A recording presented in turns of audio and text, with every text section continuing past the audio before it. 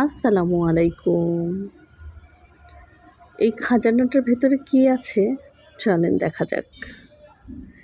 খাজানাটা খুলতে এত কষ্ট হচ্ছে, প্যাকেটিং এত ভালো, চারোপাশে প্যাকেটিং করে দিয়েছে, খোলাই যাচ্ছে না।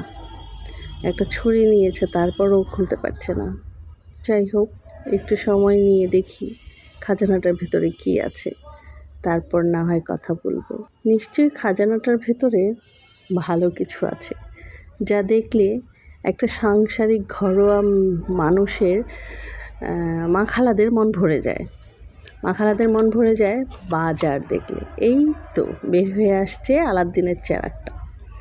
আলাদিনের চেরাকটা হচ্ছে পাঙ্গাস মাছ, আর সেটা হচ্ছে সাগরের।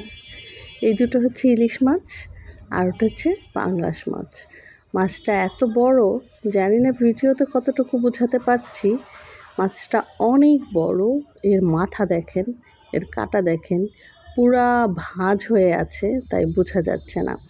অর্ধেকটা বরফে ডুবে আছে আর অর্ধেকটা উপরে, যার জন্য খোলাও গেল না আর একে বড় করে দেখানোও গেল না। তবে যারা বোঝে তারা বুঝবে অবশ্যই যে মাছটা অনেক বড়। বিশাল আকারের এক বড় মাছ বাসায় এসেছে। আলহামদুলিল্লাহ, আলহামদুলিল্লাহ। আজ এই পর্যন্তই।